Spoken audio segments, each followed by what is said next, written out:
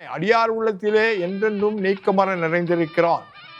இதுதான் இந்த முருகனுக்கு பெரிய சிறப்பு. இன்னொன்று சொல்லப்போனா, திருவண்ணாமலை சென்றாலே முக்தி, சென்றால்தான் முக்தி. எங்க முருகனை மனதார நினைத்தாலே முக்தி. இதுதான் இந்த முருகனுக்கு ஒரு பெரிய சிறப்பு. இந்த முருகன் நீக்கமர நிறைந்திருக்கிறான் என்பதற்கு ஒரு உதாரணம் சொல்ல போனால், இந்த கிராமத்திலே முருகம்மையார் முருகம்மையார் என்ற ஒரு முருகன் அடிமை வாழ்ந்திருக்கிறார். அப்படி அந்த முருகம்மையார் இந்த தினந்தோறும் இந்த முருகனை இந்த ஸ்தலத்திற்கு வந்து வழிபட்டதாக புராணங்கள் கூறுகிறது, கல்வெட்டுக்கள் கூறுகிறது. அப்படி தினந்தோறும் இந்த முருகனை பூஜிக்கும் போது அந்த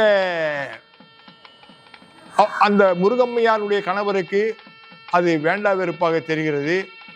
அதனால் அந்த அம்மையாரை நீ முருகனை வழிபடக்கூடாது என்று தடுக்கிறார். அதையும் மீறி அந்த முருகம்மையார் தன்னுடைய கணவனை வணங்கி, ஐயா, நான் முருகனையே நான் நினைக்கிறேன், மனதார நினைக்கிறேன், என்னை கொஞ்சம் மன்னித்துக் கொள்ளுங்கள் என்று கேட்டும் அவர் அதனை மறுக்கிறார், தடுக்கிறார். அப்படி காலங்கள் சென்றபோது ஒரு நாள் அந்த முருகம்மையார் இந்த முருகனை வழிபட்ட போது மறைத்து வைத்திருந்த வீச்செருவாளால் அந்த முருகம்மையாருடைய 2 கைகளையும் துண்டித்து விடுகிறார். உடனே அந்த முருகம்மையார் ரத்தம் பீறிட்டு வரவும் அந்த வெற்றுண்ட கைகளோடு இந்த முருகனை நேரில் வந்து, முருகா, எனக்கு கையில்லாமலும் உன்னை என்னாலும் சேவிக்க முடியும், எனக்கு கை போனதை பற்றி எனக்கு கவலை இல்லை, உன்னையே நான் மனதார நினைத்தேன், உன்னையே நான் உன்னுடைய நினைவாகவே இருந்தேன், உன்னையே நம்பி எனக்கு ஏற்பட்ட களங்கத்துக்கு நீ பதில் சொல்.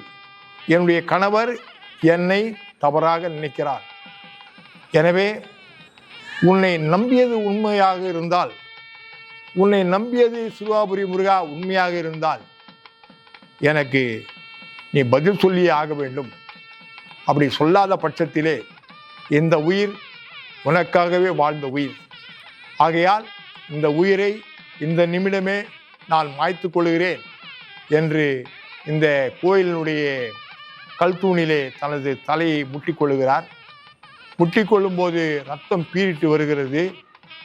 உடனே அந்த அம்மையார் மூர்ச்சையாகிறார்.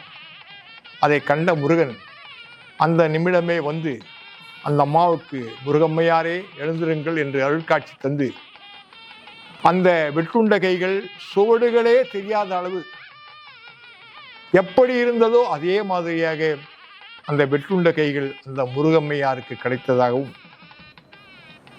அதன் பின்பு அவரை, அந்த முருகம்மையாரை முக்திக்கு அழைத்து சென்று முக்தி தந்ததாகவும் இந்த முருகன் இந்த ஸ்தலத்திலே பேசப்படுகிறார்.